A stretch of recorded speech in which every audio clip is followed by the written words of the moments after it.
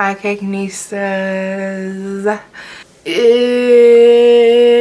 That sounded really flat. I came in flat. That's still bad.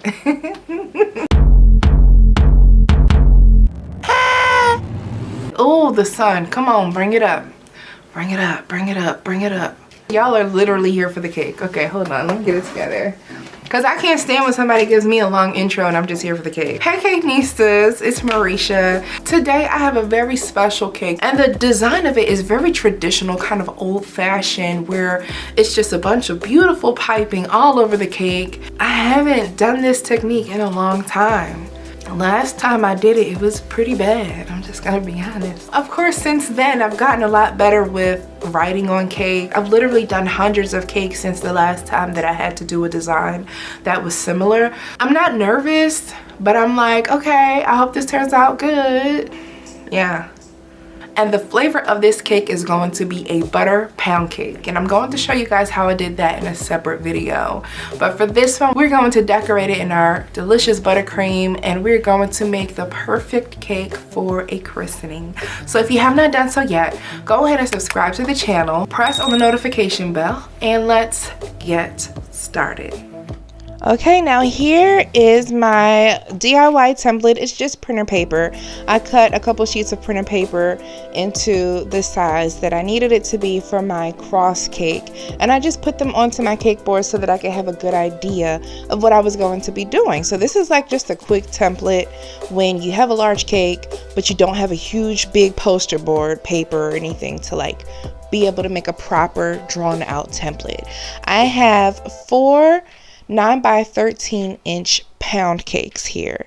So if you saw the previous video on how I made these pound cakes, you will see that this is the second batch of pound cake that I made. So looking at it, it looks fluffy and I feel like it was okay. It was okay. Now, the first 2 pound cakes that I made actually shrunk because too much air was whipped inside of them, but they tasted amazing. And they were an amazing consistency, you guys. I was actually very surprised. So I ended up using all 4 cakes to make this cake, and to bring back that moisture and flavor that I felt like this one was lacking, I just doused this one with some butter simple syrup. So just sugar, water, vanilla extract, and butter. After all, this is supposed to be a butter pound cake.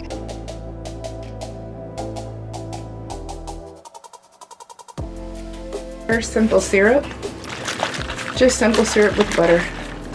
I'm going to poke some holes, move it. So I'm just going to carefully pour this over the cake.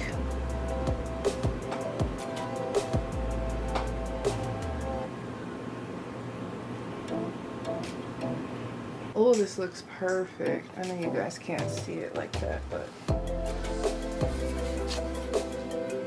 I'm using an American buttercream to fill and frost the cake, and I'm going to give a nice thick layer of buttercream for the center. So the design of this cross is not just a flat 1D cross, like it's not like this. It's actually a 2-layer 2-dimensional cross, which is very different, something I have never done before. So basically I had to make a smaller version of the original cross that I made, and this cross is going to sit on top of the first cross as the second layer. And this is where I used the original first pound cake that I made that shrunk. You guys, the texture looks a little bit different. It looks a little bit more dense, but when I tell y'all this was one of the best pound cakes I've ever had, I was like, oh my goodness, it was too good to not use. So I'm just going to put that on top in pieces, and I'm going to level it off. Now, once again, this is a design that I've never quite done where we make a 2D shape. So I'm going to fill in the edges of that top cross with buttercream. And the whole idea here is to connect the 2 layers to get nice, crisp, solid, straight edges so that it almost looks like an emblem. Ooh, you guys, this was a project. This was a 5-hour project just shaping this cross alone. So for the first layer, which is ultimately the crumb coat, we're just getting a feel for what we're doing. Like, I'm totally just trying to figure this out. We're trying to kind of glue those pieces of cake together. We're making sure that we have the proper dimension, that everything is leveled out. If you need to add any more cake, you can. And definitely you want to use a small spatula or a small offset spatula to make sure that you can push that frosting into all of those little crevices and completely seal in that cake. I've refrigerated the cake for about 40 minutes. You can see I've got a great base right here. I'm going to go in with a second layer of frosting. So each layer of frosting is going to be more defined, and I'm building it up. I've switched over to a larger spatula because now we have a taller cake. I'm making sure that I have a nice even layer of buttercream on top, and then I'm going to bring down that excess to the sides, redefine that shape, and then put it in the refrigerator for another 20 to 30 minutes. These cakes take hours and hours and hours. Yeah, they take a long time. Definitely stop, definitely grab a snack, definitely watch YouTube for a second, or watch YouTube the whole time, really. Yeah. That's a good time. Now I'm on my third layer of buttercream. You can see it's actually coming together. We're getting a nice clean look just based on the color alone. And at this point, I pulled out my square cake scraper. I realized very quickly when it comes to trying to get sharp, crisp edges, that cake scraper can do majority of the work. Just use the corner edges of that scraper and let it kind of guide your frosting to the shape that it needs to be. This is me discovering the magic of a cake scraper. Bang. Boom. Look at it. Yep. Like that. Oh, wait. Like that. Okay. Yes. Coming down and out, down and out. What? Hit that, then wait, okay. And after refrigerating one last time, I did a final layer of frosting and really sat there and just went at each edge multiple times with my cake scraper. I refrigerated the cake for about 40 minutes, and then I brought out my small offset spatula again, dipped it in hot water, and glided the spatula over each side of buttercream to make sure that it would just melt that top layer enough to give me a nice smooth side. After that, y'all, I was complete. Do y'all like it when I pop open the book? The internet is great and all, but I still am the type of person I refer to a book. And if you need a good book on just everything cake decorating, this is one that I actually received in school, in culinary school. So can y'all see that? This is what you do want to do. See how it's, he's hovering? Oh, I got the book up against my face and it's dusty. Now there are a few small round piping tips that you can use. This part could really make or break the design of your cake. I'm thinking like maybe a 4 or 5 piping tip. We'll see. Maybe a 5. Yeah.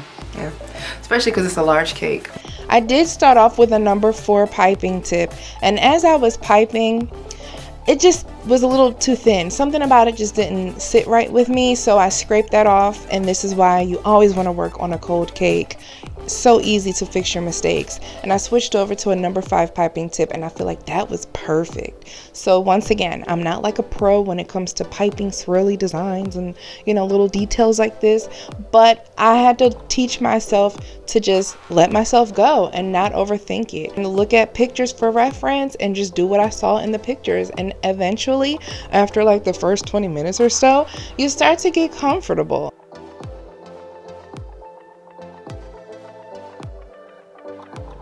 And it is very similar, if not the exact same technique that you would use to write on a cake. So if you're not comfortable with writing on cakes, then you may not be comfortable doing this design. Just practice, that's all. I don't know if you guys are noticing, but I'm getting a little bit better with every side of the cake that I do. And it really is like I mean, right there, that looks weird. And I think I took that off, or I may have incorporated more. And like, I made an X right there. I made like a little octopus X. I did leave that on. But either way, it's coming together, and it's coming together pretty fast. This part right here only took me about 40 minutes to complete. This definitely had me feeling like a little cake making Picasso with the piping tip in hand. The piping tip is my paintbrush, and definitely I'm creating a work of art, and that's amazing to me. So now we're going to move on to the border. This cake has 3 borders. Yeah, one on top, one in the middle, and one on the bottom, and it's definitely going to bring the look of this cake together. So this border here is called a scallop border. Same technique as a shell border, just using a round piping tip. Now I'm going to go around the entire cake, and I have sped this up, you guys. Let me show y'all what it looks like in real time. This is my actual speed.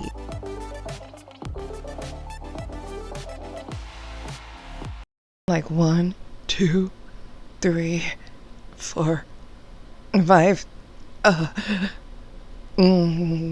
6, 7. And you see how close I had to get when I tell y'all I was holding my breath, because I don't like the thought of even me breathing on somebody's cake like that. Not that close. That's a little bit too up close and personal with somebody's food. I definitely was holding my breath and then leaning back and then breathing. Okay, and this is something that I will hope for somebody to do with my cake. If there's ever somebody out there making my cake, please. The only person's breath that should be on the cake is the one who is about to put it up to their mouth and take a bite. I have completed the border. Now I have a little topper to make out of fondant. So it's going to get a cross on top, and then I'm going to do a banner with some wording on it. And I did paint the wording in gold because I thought that would be a good complementary color. I did put some gold leaf on there, very, very small bits of gold leaf, just for like more of a shimmer, like to kind of catch your eye, but not to necessarily stand out like crazy. I loved it. I loved it, loved it, loved it. I do wish that I had a white cake board for this cake, but I didn't have enough time to actually order it in. The only option that I had was to use that standard gold cake board, but either way, at least the cake is gorgeous. And it looks like a lot of tender love and care was put into this cake. So I hope that you guys enjoyed this video. Comment down below and tell me what you think. Couture in a 2-dimensional cross cake. Bye guys.